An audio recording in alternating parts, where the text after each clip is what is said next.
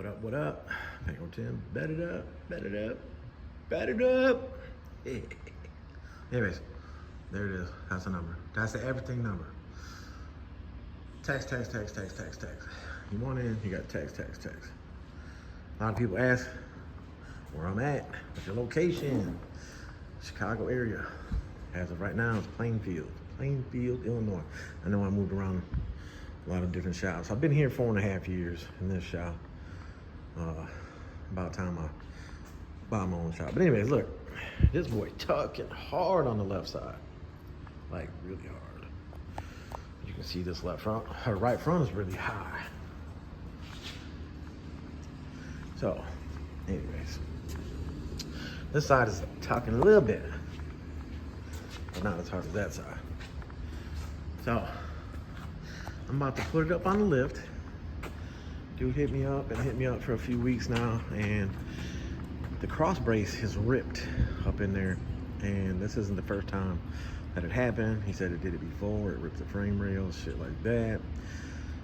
Showed me pictures of it and a little video of it, and where the coilover tabs go up there, it ripped the bar. So I'm pretty sure, before I even get it up in the air, I'm pretty sure it's a piece of chromoly up there, and they MIG welded it. So they put too much heat in it. Chromoly doesn't need a lot of heat. That's why it's TIG welded. TIG weld is when, you know, they got the little gun and they're sitting there and it's a, you know, real bright, but it just melts the metal over on each edge, you know, and it's real nice, real pretty. A lot of people TIG weld. I don't TIG weld, I MIG weld. I've never done it, and it's just, you know, I'm a big boy. Being getting up underneath these cars, even in the air. I mean, yeah, with the rear end out the way, stuff like that. But I MIG weld everything. So that cross brace in the top, when you guys order like from Viking and shit like that for the Welding cross member, most of the time that cross member comes and it's chromoly, and you can tell that by how thin it is. And, you know, so the thinner the tube, you know, most likely it's chromoly. Now, don't get me wrong. All this shit years ago, there was a couple shops out here putting muffler tubing across the top of there. And I'm dead serious, dead serious. I know you guys are probably like, yeah, right, bullshit. You just talking shit. No, no, no. Motherfuckers were putting muffler tubing up there. The Hurst Olds, the Hurst Cutlass. That one, long time ago, after it was first done, it had ripped the upper, and come to find out it was a piece of muffler tube up there, and they had put thicker pieces over the ends to make it like stronger, but it was muffler tubing, so we had to replace that. So yeah, got to be the thick tube, what do they call it, DOM, but mild steel. The lower control arms come either or mild steel or chromoly. Chromoly ones would be a little bit smaller, but they're still stronger. So if you're looking to save weights, shit like that, but they are more money for the chromoly. And if you go with the mild steel ones, it's a little cheaper, but best bang for your buck. And you know who I'm talking about? Trick chassis. Best place, best price for your rear, upper, lower, double adjustable control arms. You can get your coilovers from there. He's a Viking dealer. Anti-rolls. Don't mess with the little anti-roll. The cars are too heavy, the wheels are too big, stuff like that. You want the billet anti-roll. You can do undermount and you can do overmount. Undermount is a little more pricier, but undermount is cool because it comes with the buckets and all that, and then you strap it to the frame. So box Chevys with 28s. This one got 28s on it. The cross brace has to be as far back up in the back of the car as possible. The cross brace for the coilovers. And when you're running the anti-roll off of there, we've had the problems over the years where if you got an aftermarket cover on the rear end and you don't have the rear end up as far as you can forward, the back of the rear end and tucking harder hits it. So I was against, and I said it before, I was totally against lower mount anti-rolls. On a G-body, there's no point in the undermount anti-roll on a G-body. G-bodies have so much room behind the rear end to the gas tank. Tons of room. So the anti-roll on a G-body should be run on top, overmount anti-roll, but again, billet. The meaning of billet is that it's got the billet steel arms on it, and then it's got the billet aluminum links. It's got a 1/2-inch bolt. The basic one has the 3/8 bolt, so you don't want the basic one. I got 2 or 3 of them back here that are broke, that came off of cars that were done a while back. You put the billet one, you buy the billet one, you buy it one time, you're done. So yeah, I'm gonna go ahead and get this thing up in the air. These wheels obviously are a 28, I want to say 28 by 10, 11 inches overall. And because of the short backspace, that's an 8-inch lip all day. If I put the tape on there, it'd probably come up to fucking 8.5. You know what? Look what's on the floor right here, yo. I'll do what these other shops don't do. These other shops be lying about lip sizes and shit. All right, so, oh no, it's coming up exactly 8. Well, yeah. 8-inch lip, y'all. 8-inch lip. But other people be having 8-inch lips on 26s and be telling people man, you know that's a 9-inch lip. You know that's a 9-inch lip. When you guys look at the tires, like this right here, if this was a by 12, this tire would be stretched on there. It's not too stretched. It's sitting over just a little bit. So when you see that tire squared up on there, you know it's an 8-inch lip. So stop letting these guys say they got 8-inch, 9-inch lip when they only got an 8. They don't know how to read the tape measure. And I know I don't have shit. I got my raggedy ass fucking Chevy right there. Ain't got no time for my shit. Can barely keep up with this shit. I still got Donzel's cutlass back there. Gotta get the other cutlass in here and cut that whole bottom out of it to put in that car. It's a lot more work, but I gotta get in there. Anyways. People be lying, people be bullshitting. It's still, tons of hate out there. But all right, y'all, let me get this thing up in the air and show you what I'm about to do and show you what's all put up stuff on there. Bet it up, be right back. All right. Got it up on the lift. Now it's doing a stanky leg. Look at that, doing a stanky leg. So, how you like that, y'all? Oh, I smell fuel too. Anyways, the axle seal, like I said, blown out. I guess he was told that there was no way to fix that. It's just gonna keep doing it. So I have to open this up. This is an 8.5. I'm gonna have to open up this 8.5, take this axle out, take this brake off, clean it up, and see if the axle's messed up or if the bearings is just jacked up or what. They probably reused the bearings, maybe, possibly. I've seen that happen before. It's happened to me before. I reused some bearings thinking they were good and ended up with seals leaking. See, I don't be bullshit. They'll tell you I'll do bullshit, but anyway. Why is there 2 shims in there? What's the deal here? Oh, it's a wash on the outside. Anyways, so the spring, let's go ahead and the spring is stuck. The shock is broke off. The spring is stuck, y'all. I'm trying not to fuck myself up. Anyways, as you can see, the tube, see that? That's a thin wall, very thin. So that's a chromoly tube, and they MIG'd it. So it's MIG welded, and it broke the shock off. So I think the geometry was a little fucked up right here. But they got the frame, I'm gonna show you guys. They got the frame welded, the tube's going through the frame, to put a circle on the frame there. So they did a lot of reinforcement to the frame, because I guess it broke before, but you can see the plate right there. So if they were to use the right tube up there, but like I said, look at the geometry. The shock is laid forward. That bar is not far enough back. So, and then you got, what? 2 more holes right here, so you could have went down some. But the spring too, this is a 600-pound spring. I've never went over a 300-pound spring in the back of a car. So, all this oil, so this shock. I had him get new shocks, so Viking shocks, C209. He's on his way with that. But see, I'm not bullshitting. Let's just look at that, guys. 12 HT 600.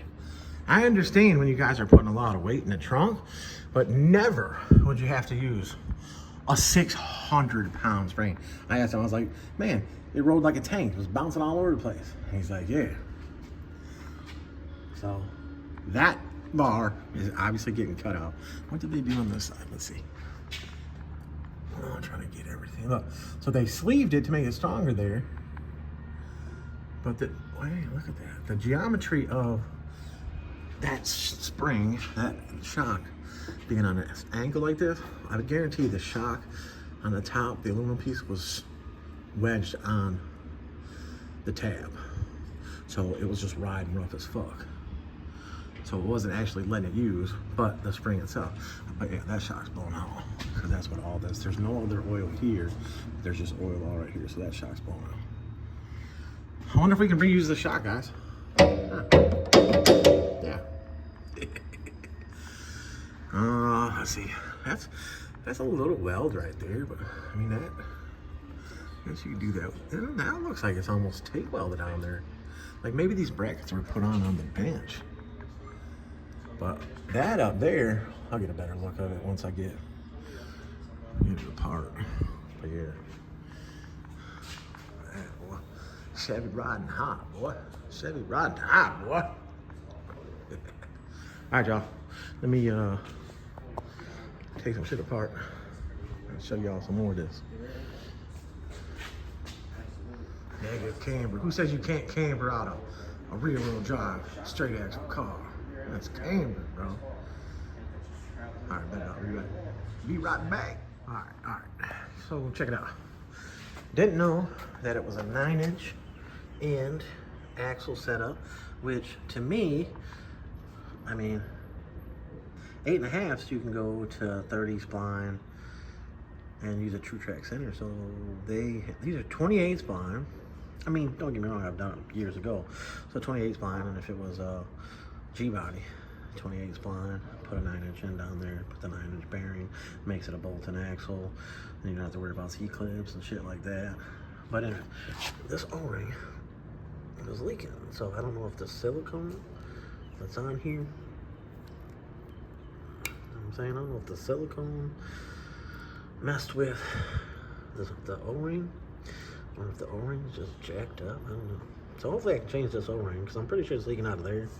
I don't think it was leaking out of the bearing itself, or out of, you know what I'm saying? But it could have been like that. That's a reverse. Fuck you. Anyways. Put some brake clean on the calipers, because they were just, you know, obviously still full of shit. But now you guys can see that better. That tube, chrome moly, and it's really thin, and it ripped all the way across there. So it looks like it is TIG welded, but it might be MIG welded. And like I said, if it's MIG welded, that was too much heat on the chrome moly. Chrome moly has to be TIG welded. But yeah, this is really, really, really thin. You guys are gonna see that. So he said this happened before, and what I'm seeing here is there's no step right here, right? But this is what I'm talking about. That he went all the way through the frame. Those are the half circles that you use, or the circles that you use on the inside of the frame to set the tube, and you know, it braces it up a lot more, right? But see, the tub ain't messed up. So if you look over here, boom. So what I'm thinking, when he said it broke before, I bet you this is the side that broke, and then the cross brace went up in there and hit the tub and beat the shit out of the tub. So then they did that, and then here, look, you guys see that, right? This side stepped and plug welded. So maybe if that side over there had been done this way, maybe it wouldn't have broke this time. But again, these 600-pound springs should not be in the back of this car. I don't know how much, I don't care how much weight you have in the back of the car. 600 pounds? I mean, Jesus Christ. I have 600s or 650s, I think 600s on the front of my Trailblazer in a 12. And I'm pretty sure it's a QA1 spring too. 600s in the front of my Trailblazer. Why would you need 600s in the back? 300s, boom, twist it up. You know, you got this area to play with here for height, so that way you can twist it up some more. And of course you got this area to play with height. And then again, the geometry of that upper, get it all up and personal. I think it was binded at some point there. Maybe, maybe not. The cross brace to me is not far enough back. I have them where they go all the way back and touch in here.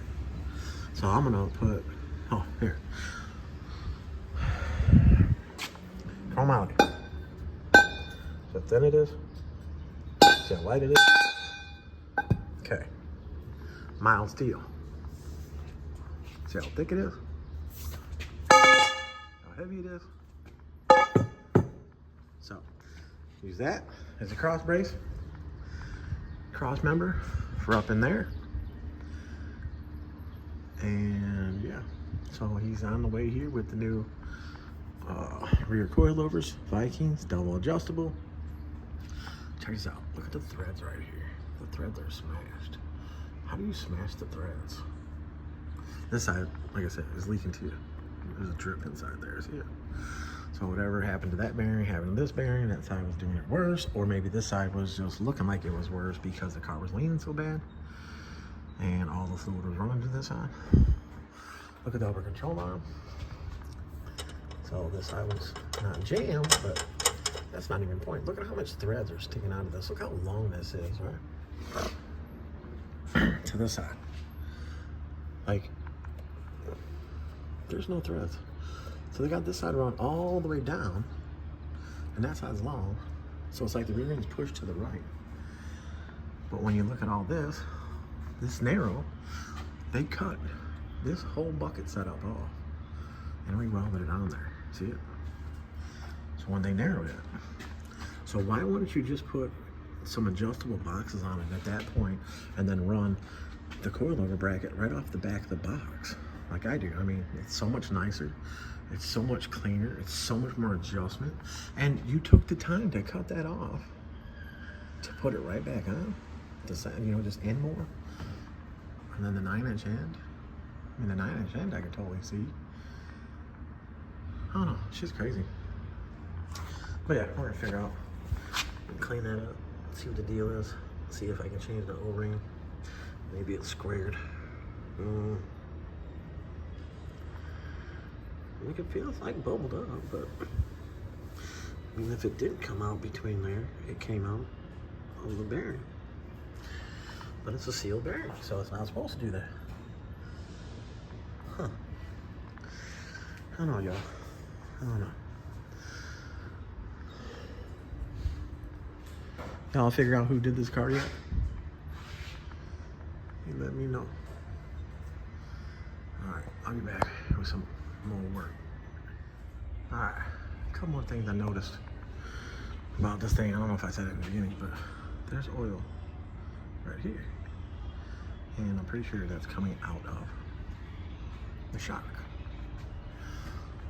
But alright, so you see the upper control arm there, you guys? That's not a pro touring arm. That's the short ball joint. Look at the control arm stop on the frame. There's no point in having the control arm bump stop on there because look, it smashed the frame down. So that tells me that the car's riding very rough. So that doesn't even matter what size spring you have in the front. There's no thrust bearings in the front. So now, dude went ahead and got some double adjustable Vikings that we can put in here. So we'll take these out, put those in, boom. Whenever you're tightening up the sway bar links, you never have to tighten that far. You leave maybe a ½ inch of threads hanging out the top of the sway bar link, on top of the nut, about a ½ inch. That right there ran all the way down, so this rubber on this side is about smashed out of there, right? There's a stock sway bar on here. Well, let's see, guys, where's this one? Oh yeah, it's gone. Because they over-tightened it. Spindles are nicely painted. Calipers are tight. I don't see I don't see Loctite in there, but who knows? See that dent on the bottom of the shock right there? I'm like, why is there a dent right there? This side's got some oil on it. So, I don't know, he got new ones anyways. So, I don't see any oil on the frame or anything to tell me that something's dripping down onto there. This side over here, I mean, is questionable, but that is a lot. And then you see the spray. It's like going back. But if your suspension does not work right and does not travel properly, you guys are just gonna keep wasting money. So your shit has to be done right. That's the whole point. So you guys want to say this about this shop and this about this shop and this and that and all the money you spent, and then, you know, people are supposed to go to another shop and the other shop's supposed to give them deals and this and that because, oh, they already did it. No, you went to somewhere and you did it. They did it wrong. I know all this shit. I can do this shit in my sleep. I adjust these cars and make these cars travel and ride right and smooth and, you know, I don't get it. Yeah, anyways, all right, I'll get back to this. Waiting for dude to get here. I haven't even taken a deposit on this yet because the tow truck was here before, and I just want to get it in and out, in and out. All right, I'll be back. All right, I'm back on this box Chevy. All right, so getting the longer ball joint shaft for this arm, which is the Pro Touring. But like I was saying, oh my God, the arm don't even want to move. Oh shit, don't even want to move. But anyways, see how it smashed down the bump stop and the frame piece, frame stop? So I'm gonna be cutting that down, getting rid of the bump stop, putting a longer ball joint in. So this suspension was locked, like it wasn't doing shit. And then they said they tried to get that side up higher because that side was lower or something. Well, obviously, if it's locked on the frame, how are you gonna turn the spring up more to get it when that's all the way down, wedged on there? He said the car rode like shit, bouncing, banging, clanging. So, all right, on the back, I got the new cross brace in there. Here's the old one. I'll know this so you guys can see this shit. I'll make this shit up. All right, so this is chromoly. Now, I'm not exactly sure, but I mean, I guess that it could have been TIG'd, but it could have been MIG too. But the rip started up here on the car side, and there was no weld. But this is where the rip started. And then those heavy ass rate springs, I'm not bullshit, 600-pound springs in the back of the car. 600. So you see the difference between this side and this side? This side they sleeved, so it was double tubed, right? So, and look, see the plug weld on the bottom, but no plug weld on the top. And then it's not welded all the way around. So, anyway, what I'm saying is if they had that on that side, it might not have ripped. Because like I said, the rip started from here first. And then it just started ripping more and more. And then, of course, broke the coilovers. Somebody's horny. All right, so I got the mild steel tube in there. And I don't hide nothing. I got that thing welded all the way around. And they plated the car. They got a plate right there. They cut the frame like that to go all the way through. Now, this is what I can't figure out, right? Is that this side, the floor is all beat up. So he said it broke before, but he was pretty sure it was the other side, the same side. So they went through and did all this and to put it stronger, but obviously it didn't work. But when I keep saying about geometry, look how far I moved it back. Box Chevy, you gotta go all the way back. So I went all the way back. Now, short tabs or long tabs, I have both in stock. Obviously, I'm not changing what they have down here. The height of it had changed. And we got the 300. 12 DP 300. Rear spring, which is more than enough. And then we got 207 shocks. And like I said, they're just a little bit shorter than a 12 and shock, which is 5. Got thrust bearings. Got front shock. A225 because the QA1 on the front, from being locked out like that, not having the Pro Touring upper ball joint in there, Pro Touring upper arm, obviously you can see that shock is completely blown out. So, Pro Touring arm to this arm. Same exact arm. Pro Touring for the box Chevy. Just the Pro Touring has the longer shank ball joint. So this comes out. You screw that out the top. Boom. You take the setup out. You put the other setup in. You guys that are powder coating them and stuff like that know what I'm talking about. Or getting them powder coated. Or anybody that wants to pay attention to everything. Bam.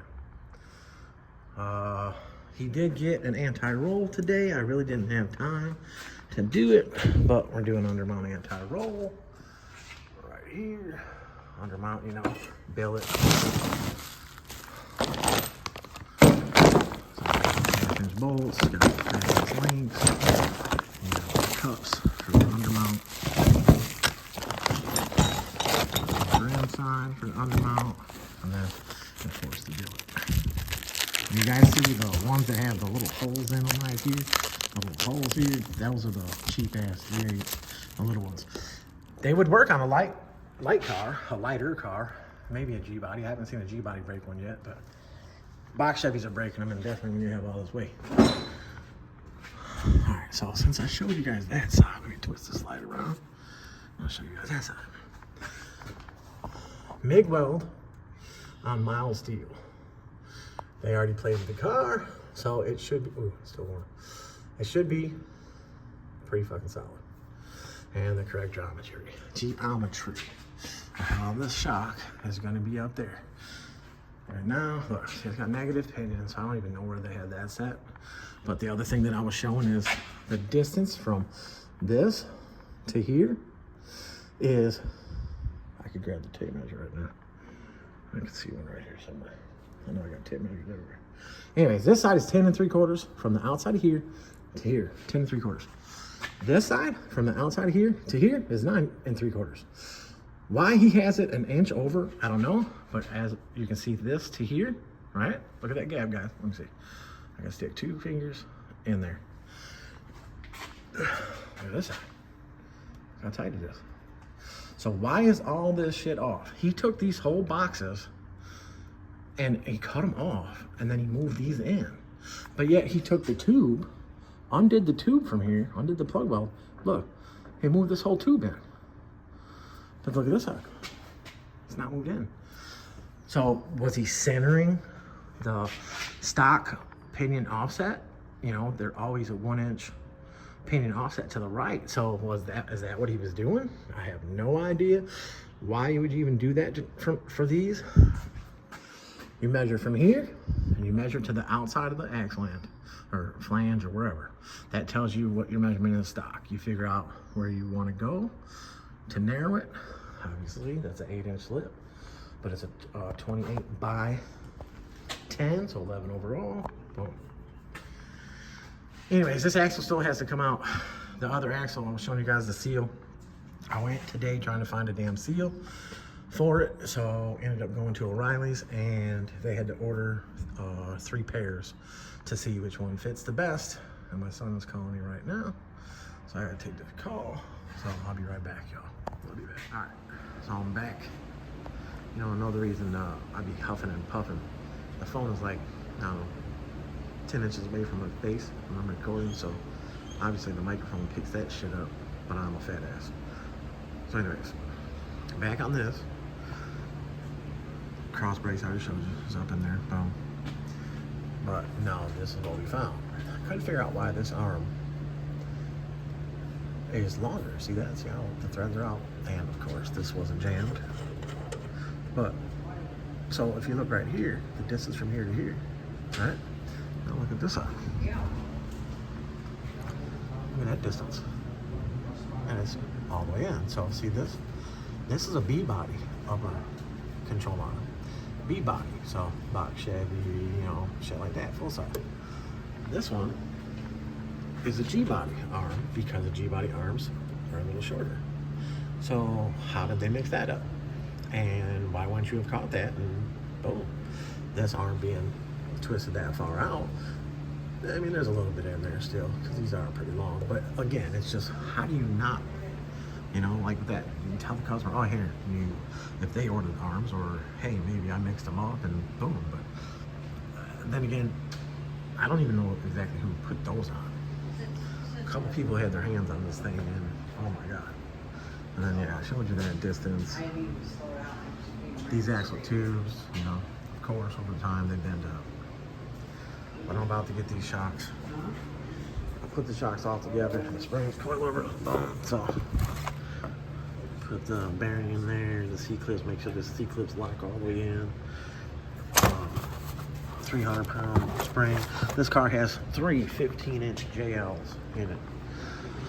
So in the very beginning, he said, which is where the 300 or the 600-pound springs came from, he said that was the original place that did it, but all this other work was somebody else. And then the car originally had a 7.5-inch rear end in it, and then dude built this rear end, which is an 8.5, and he built it on his bench. So if he built it on the bench, I don't understand how it's all jacked up like this. And again, why would you not just use an adjustable lower box?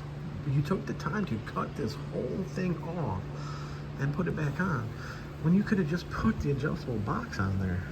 See, this is why I call my shit custom, true custom, because I really custom all this shit. And it comes out looking way better. So yeah.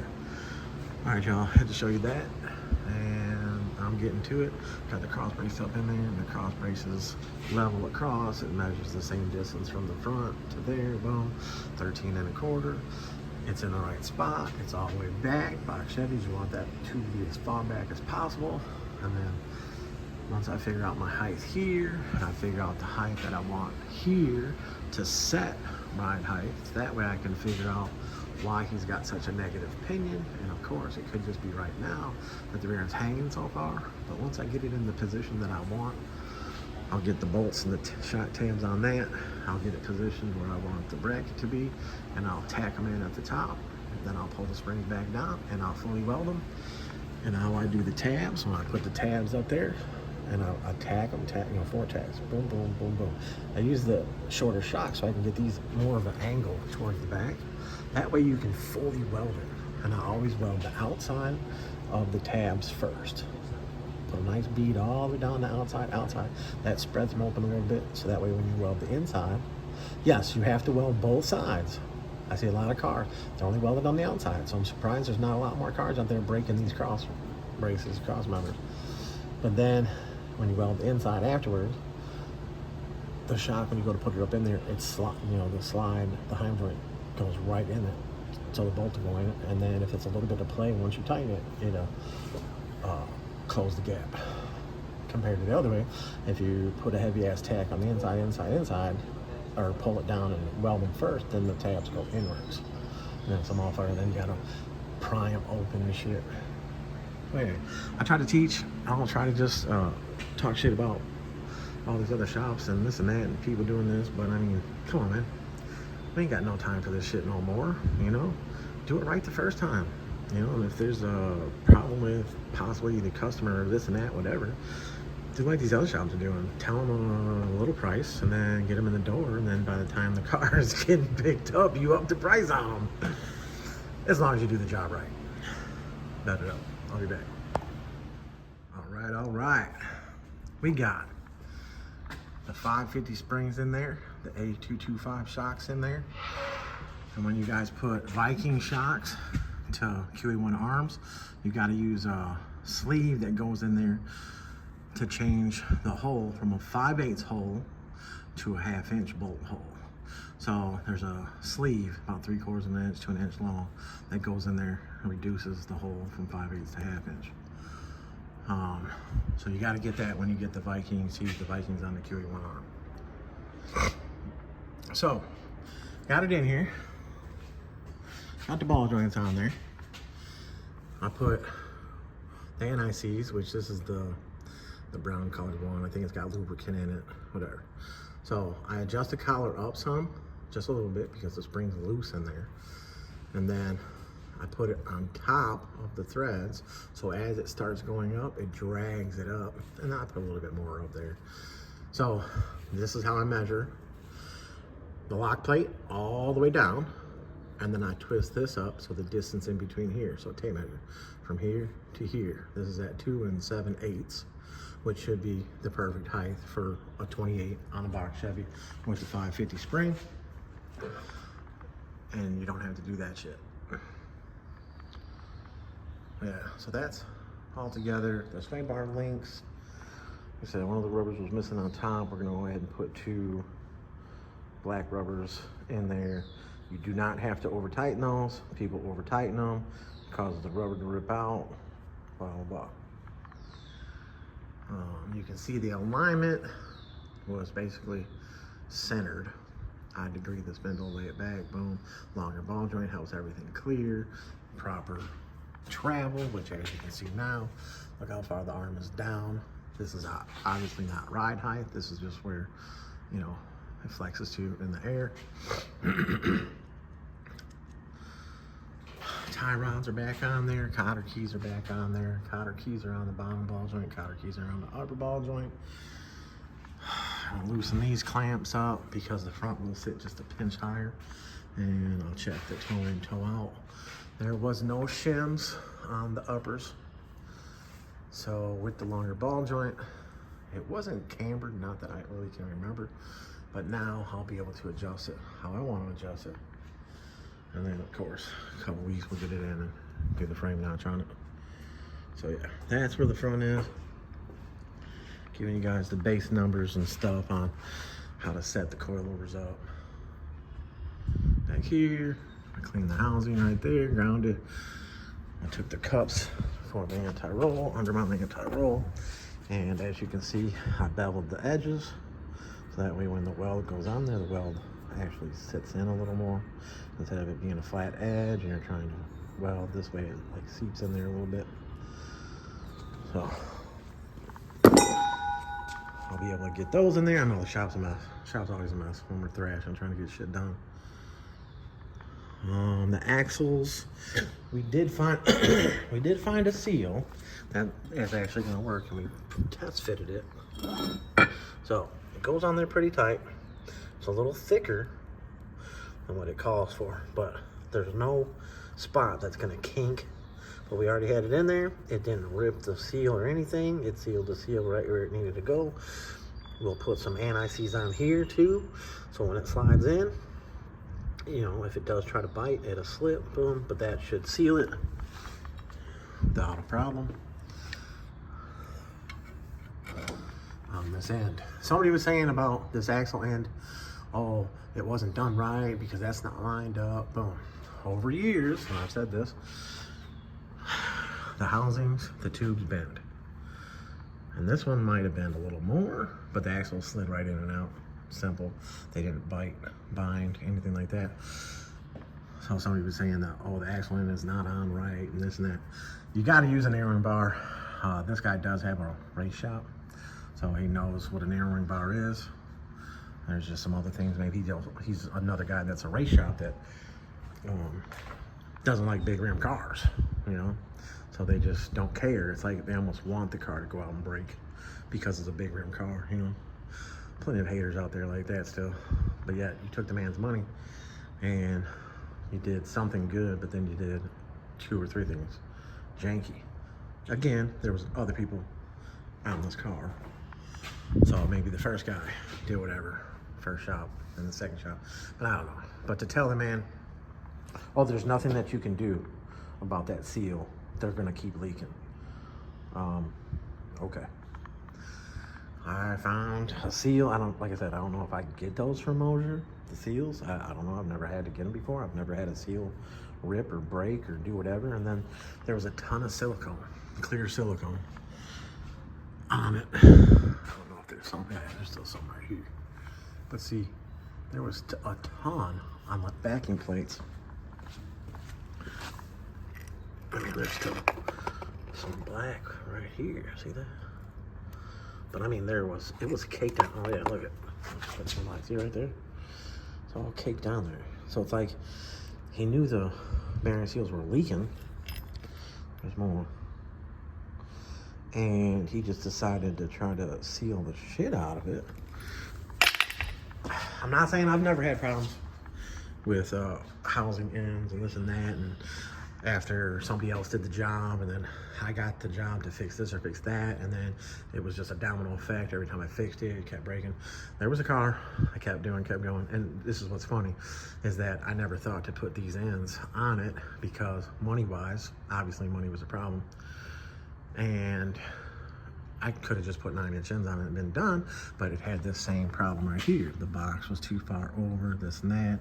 So for me to have put the drop boxes, the super drops and this and that, they didn't want to do all that. So, but as you guys seen on that Pontiac that I did on the spokes a couple weeks back, and I cut the box off the side first, narrowed it, put it on, fully welded the axle end on, housing end, and then I was able to put this piece back on there, so it went together.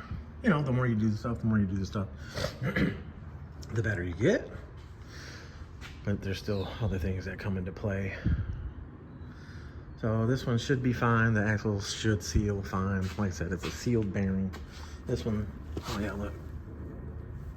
This one is off of this side. Same thing is that the bearing, the seal itself is got. Let me see if it'll focus. Come on, man. Put it against this wall.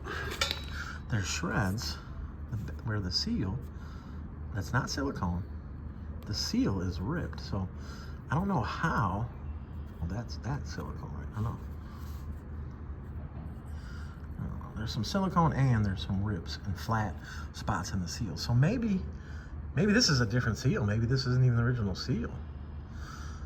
But I don't know, maybe this one was too big and that's why it went in and it like collapsed it. I don't know. It's crazy. But we got those other ones, the big ones out there already. That axle's ready to go back in, but I gotta get this anti-roll on. Undermount anti-roll. All right, let's see. I cut those. Yeah, I know somebody was like, look at that shit. I cut the other ones off that was like this on this side. Now I gotta clean up all this shit. It's focusing on my hand. I gotta clean up all that shit and then plate this so that I can run the anti-roll mounts right there. Same thing on this side. Gotta take this one off to get to the bolt here to get this setup off, but I already cut this one off. But yeah, whoever did that exhaust, yeah, I don't know what you was thinking. I mean, I know this is just a 305 in here, but let's see, I was looking at this and look, there's some splines right there. So that spline's like, is that a wheel stud? Like, whatever muffler shop did this, good Lord. But yeah, that's up there. That's a mess. The pink car was the same way. Somebody had did this over and over and over, and it was a mess, and I had to clean the shit out of it. So it took longer to clean it than actually set up the anti-roll. But yeah, them coilovers again. Back coilover, 300, 12 DP 300 in the Viking. Boom. But this is for a welding setup. It takes a cross member. It takes the welded on brackets on the bottom. This is not my setup right here, obviously. And it's got just a basic posi in it and 411 gear. Sorry, somebody's asking the lip. These are 8-inch lip wheels and they dirty, very dirty. All right, y'all, I'll be back with this anti-roll down here. Box Chevy. All right, all right, all right. Front wheels are on. When we set it down, it's best to put the sway bar links in once you have it on the ground. So I'll obviously have it on my alignment plates. So we have undermount anti-roll. Undermount anti-roll is up on there. Oh, coilovers are tight. Gotta set the height and all that stuff, but with all my measurements and everything that I do, when I set it down, right there, from center of axle to the bottom of the chrome is 17 inches, so 34. So when I set it down, it's the height of the 28. Boom, it should go down 2 to 3 inches. And then I'll measure it to see what's level and what's not, but it should tuck. We still got to put the axles in. We got the cover on, got the silicone on there, setting up. And we'll get that O-ring on there, get that all cleaned up, get these backing plates, and it's over there somewhere. Yeah, underneath the sawzall. Get the backing plates all cleaned up because they're, you know, greased up. And over there, greased up. We'll get those cleaned up, clean up the calipers a little bit more. Slide the axles in, and like I said, I'm gonna use this anti-seize thread lubricant, boom, on inside here for when the axle slides in there. I used the yellow grease before, like for when you're setting up the rear ends, and those and not have a problem. So the O-ring should seat, but we'll be able to find that out. We'll clean up the back of the rims. That way we can take it for test drive down the street and see if it's gonna leak, if it's gonna come out. So I'll make sure we're all cleaned up so we don't get no false readings.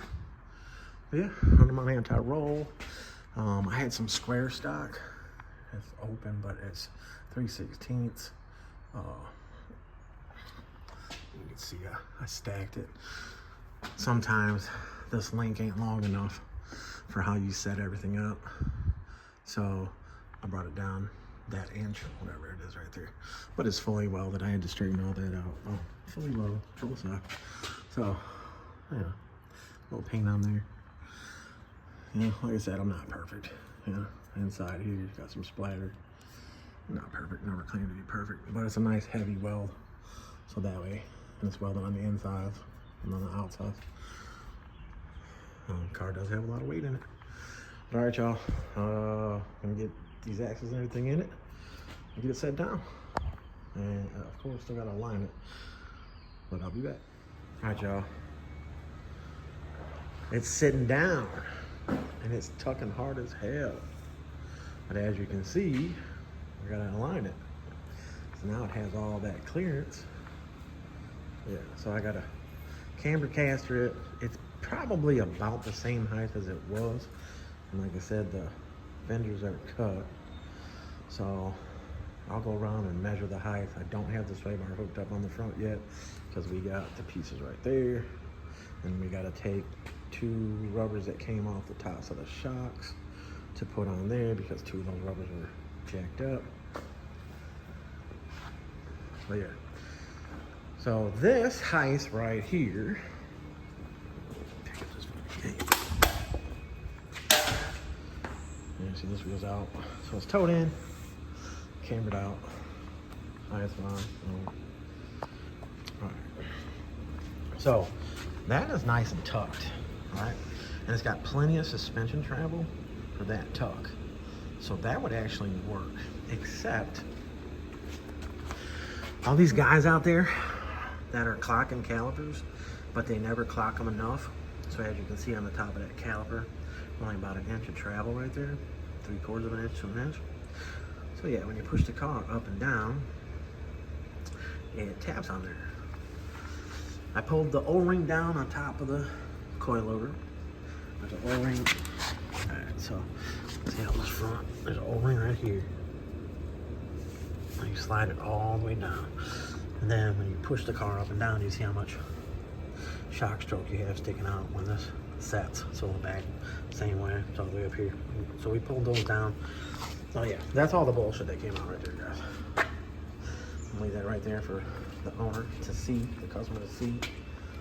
He called me today and was like, man, there were 750s in there. I'm like, yeah, I didn't believe that shit until I seen the number. Man, he's in the 600s on the back. I don't know what people are thinking. But yeah, so it clears except for them calipers. I have no settings in the. That smacking is the caliper.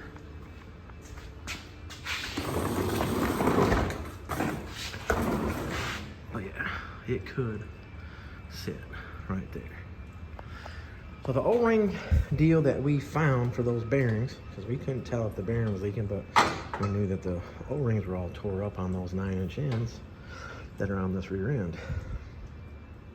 Some people were commenting on YouTube about the rear end and this and that, and oh, they have offset axles and all this and all that. Okay, 9 inches have offset axles. One axle is longer than that. The left axle is shorter than the right. 10 bolts, 12 bolts, 7.5s, GM rims, all that stuff. Even 884s, like in Mustangs. They're all rear load. They're not a pig style. They're not a 9-inch style. And they have both left and right axles are the same length. So whoever was saying about, oh, the axles and oh, they're offset, and that, the guy probably fabbed the brackets like that, how crooked they are and shit, or measured off, whatever the fuck you want to call it. So yeah, again, caliper to frame. Oh, yeah, see, this one's way closer. So when I clock calipers, whether it's a small caliper or big caliper, now think about that. If you wanted to take this car and put the big brakes on the back with the big caliper,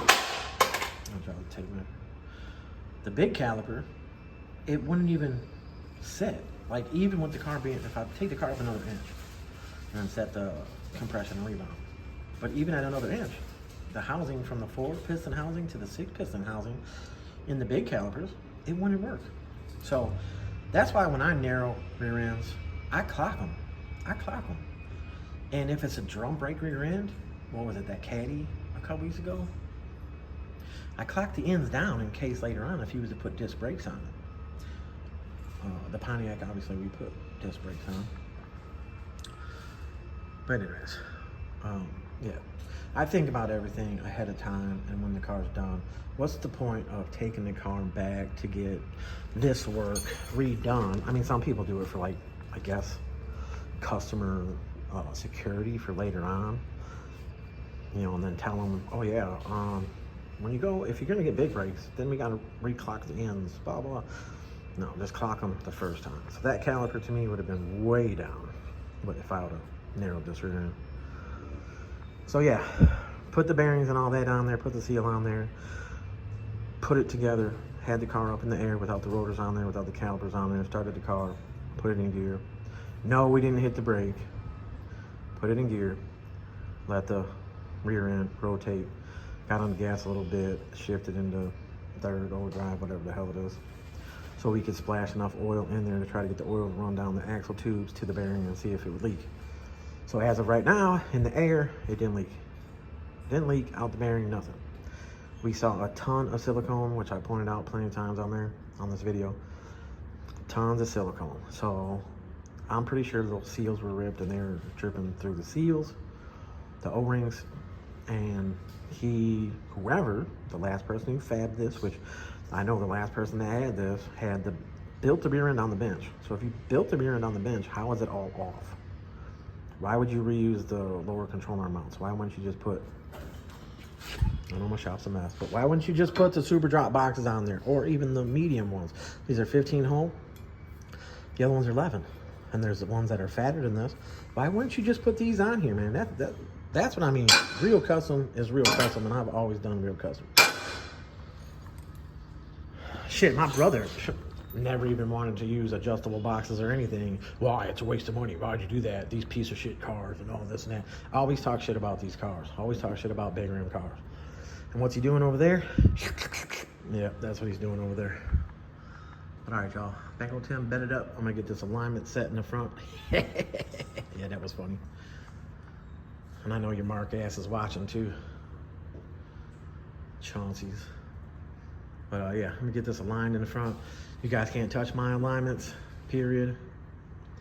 And you definitely can't touch my ride quality.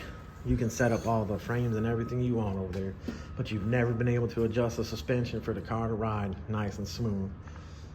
Plenty of people out there know I make these cars ride smooth. I know how to adjust the double adjustable. I know how to set it. I know what spring to use. Oh yeah, and you guys out there that are like, oh yeah, well, so-and-so had all the parts in stock. Oh, well, nobody uses what I use. Nobody uses what I use.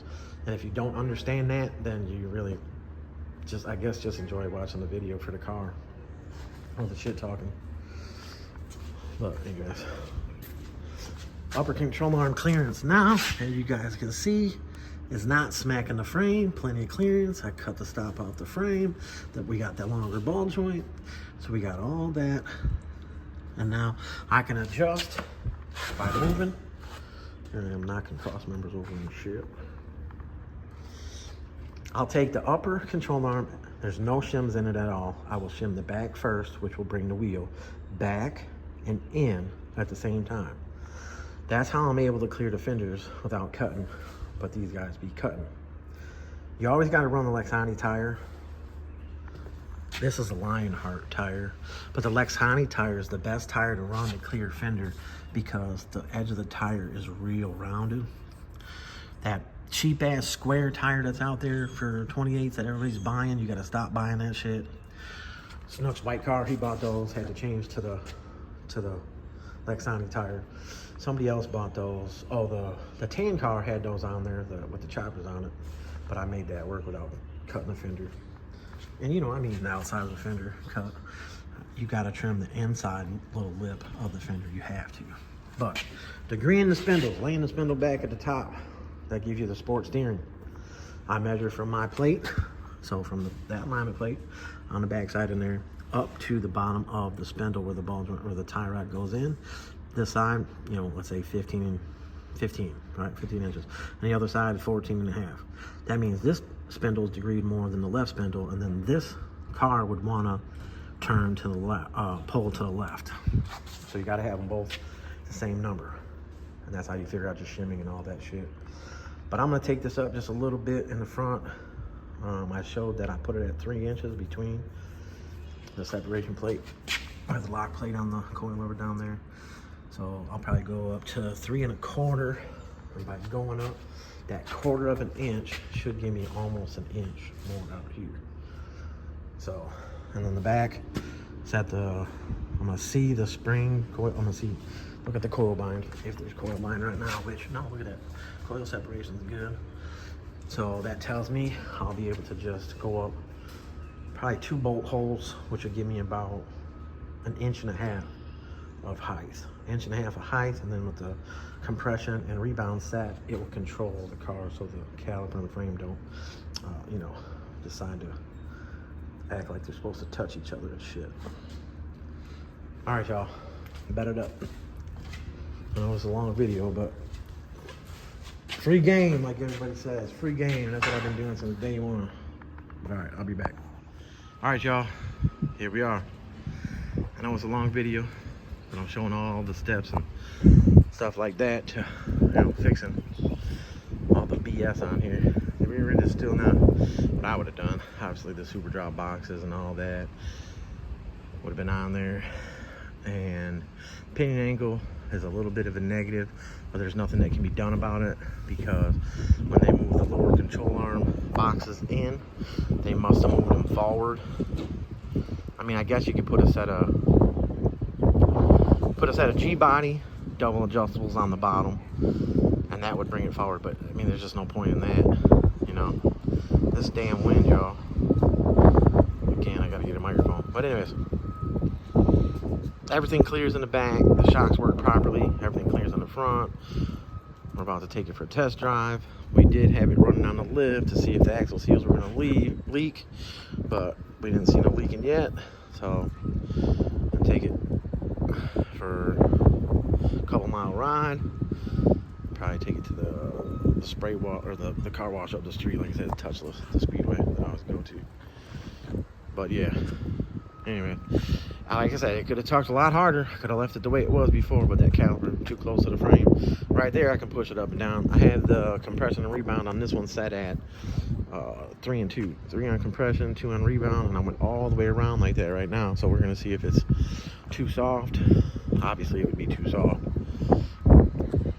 Meaning, you know, the lighter settings, but you gotta test drive these cars. You gotta play with the compression and rebound, and then you get the car to ride a lot better. Obviously, I've been doing it a long time, and I know the details of the shocks and all that shit to set everything correctly and get the best ride out of it.